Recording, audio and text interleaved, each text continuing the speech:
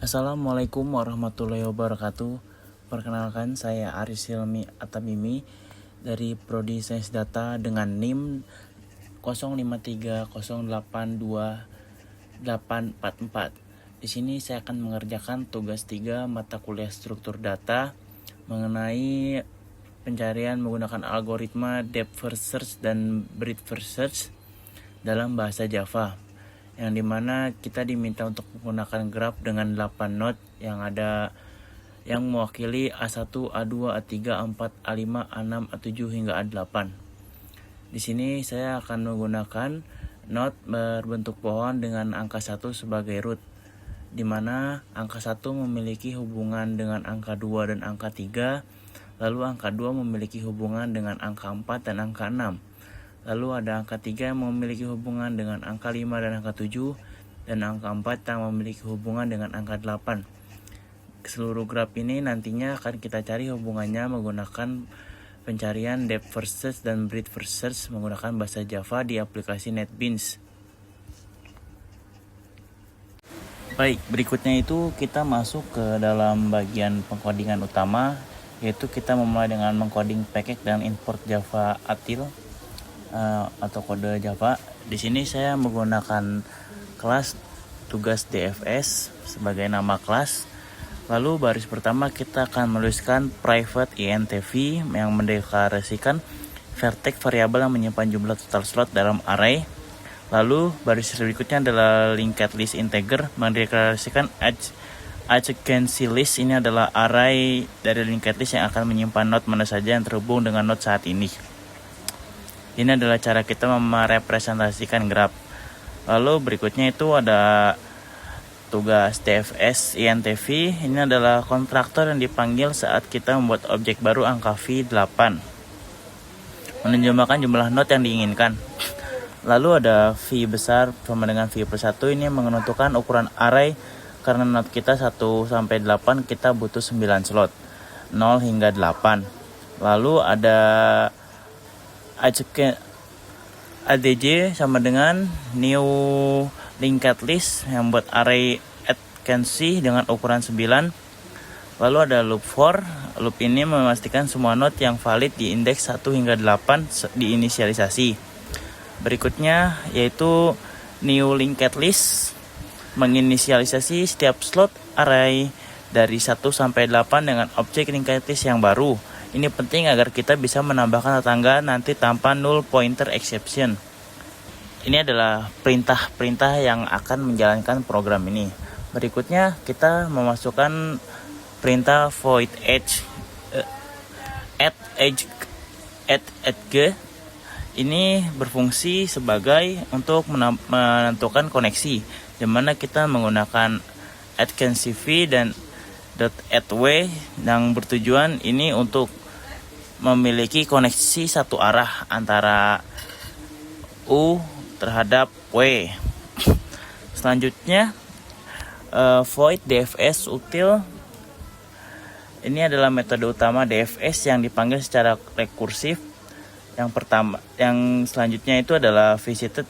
V sama dengan true, yaitu menandai node saat ini sebagai sudah dikunjungi agar tidak terjadi perulangan tak terbatas atau looping. Nah, berikutnya itu adalah kita akan mencetak hasil dari pencarian loop node-nya tersebut ya, dengan sistem out. Lalu if V sama dengan target ini adalah kondisi, ini memeriksa apakah node yang sedang dikunjungi adalah target yang dicari. Lalu kita mencetak pesan ketika target sudah ditemukan dan kembali atau return dari rekursi. Ini mengizinkan program untuk melanjutkan ke BFS. Oke, berikutnya ini adalah perintah iterator, yaitu mendapatkan iterator untuk melihat semua tetangga dari node saat ini. Lalu kita akan melanjutkan dengan perintah while untuk mengambil node tetangga n berikutnya. Setelahnya kita akan memasukkan perintah if untuk memeriksa apakah node tetangga n belum pernah dikunjungi oleh program ini. Nah, Lalu setelah perintah if ini selesai kita ketik, maka berikutnya kita ada perintah dfs until dalam kurung end visited dalam kurung target, yang dimana recurse ini jika belum dikunjungi panggil ulang dfs util dengan node baru n.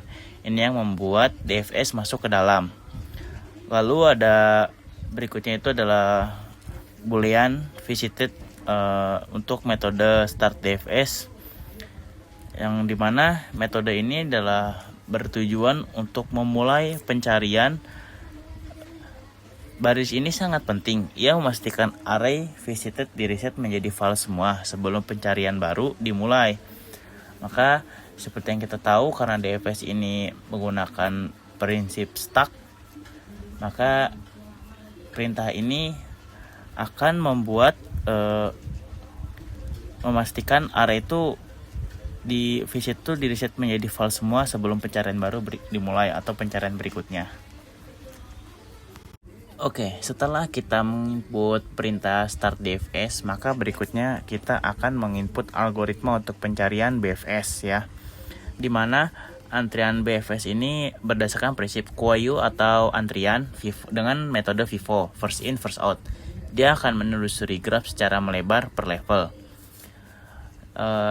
Untuk awalan dari perintah start BFS ini sama seperti start DFS ya, dimana di situ masih ada kita harus menginput boolean yaitu metode start BFS, yaitu akan mulai pencarian, yang dimana baris ini sangat penting ya, memastikan array visited di reset menjadi false semua sebelum pencarian baru dimulai.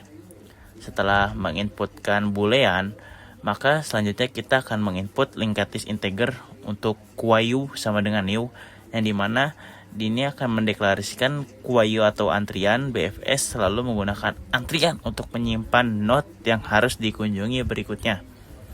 Setelahnya kita akan masuk ke metode visited, dimana ini yang menandai node awal sebagai dikunjungi dan menambahkannya ke antrian.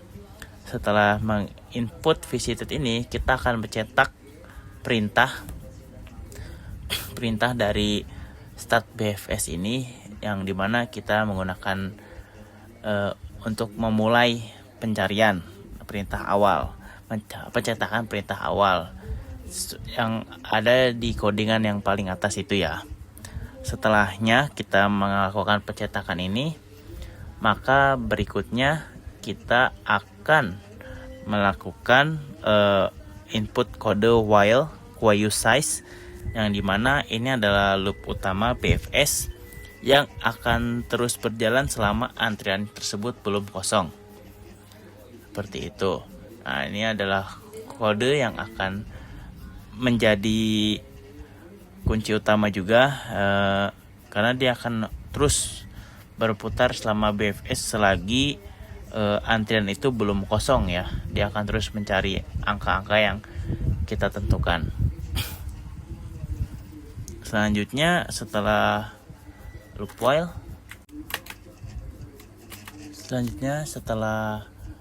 while, maka kita akan memulai baris di bawahnya, yaitu start node, yang dimana dia akan mengambil node paling depan dari antrian FIFO untuk diproses. Nah, setelahnya dia itu akan melakukan pencetakan dari perintah ini, yang dengan tujuan dia itu akan mencetak node awal atau node paling depan dari antrian FIFO untuk diproses. Setelah itu kita akan masukkan ke perintah if start node sama dengan target, yang dimana ini adalah perintah untuk target yang kita minta dari metode BFS, yang seterusnya kita akan mencetak hasil dari target tersebut ketika kita sudah selesai menelusuri node yang ingin kita cari. Nah, setelahnya itu kita baru masuk ke baris iterator, dimana kita ini adalah dengan tujuan untuk mendapatkan tetangga dari node yang baru saja diproses. Nah, lalu setelahnya kita akan masuk ke metode perintah if yang dimana jika tetangga N belum dikunjungi, tandai sebagai dikunjungi. Lalu tambahkan ke belakang antrian. Ini memastikan BFS ini akan menjelajahi semua not di level yang sama sebelum beralih ke level berikutnya. Oke, setelah semua selesai perintah untuk mencari start DFS dan start BFS, maka berikutnya kita masuk ke perintah utama atau main program utama, yaitu perintah public static main, yang dimana ini adalah sebagai otak dari program kali ini, yang dia tuh mengatur titik masuk utama program, mengatur peta dan menjalankan algoritma. Sebelumnya, karena ternyata tugas ini itu kan mencari BFS juga ya, perintah BFS, maka saya berniat untuk mengganti nama filenya terlebih dahulu sebelumnya, karena saya menulisnya itu tugas DFS aja ya. Di sini setelah saya ganti, maka saya langsung masuk ke public static void mainnya. Ini adalah titik masuk utama program.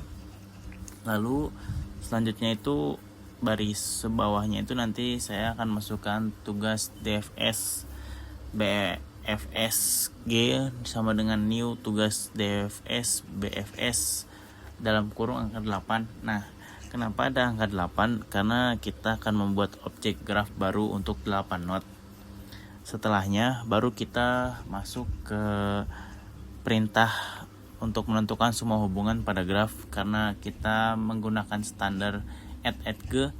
Jadi ini tuh kita tetap punya hubungannya itu cuma searah sesuai dengan grafik yang di awal tadi yang sudah saya perlihatkan, yang dimana angka 1 itu sebagai root, dan dari root ini angka 1 ini punya cabang ke angka 2 dan angka 3, lalu angka 2 memiliki cabang ke angka 4 dan angka 6, lalu angka 3 memiliki cabang ke angka 5 dan ke angka 7, dan terakhir angka 4 memiliki cabang terhadap angka 8.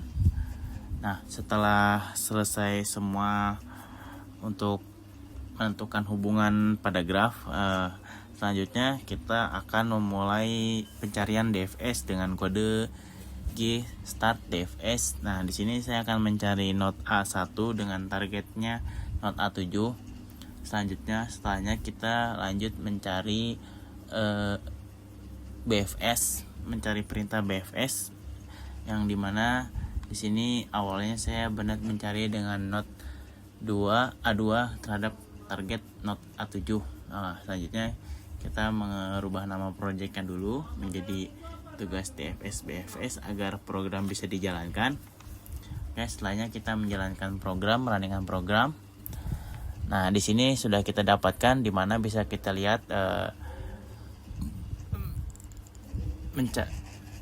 nah, karena tadi untuk lebih, karena kita menggunakan not satu arah bukan not dua arah ya, makanya saya ganti menjadi G start BFS nya tuh not A1 dan targetnya A7 seperti yang atas. Nah, bisa kita lihat setelah kita merunningkan program, bisa kita lihat DFS itu mencari A7 tuh secara menyeluruh alias mendetail sampai ke yang paling dalam, dari A1 ke A2 ke A4 A8 seterusnya. Nah, itu menggunakan prinsip stack. Nah, kita melihat BFS yang dimana dia tuh mencari secara melebar per level.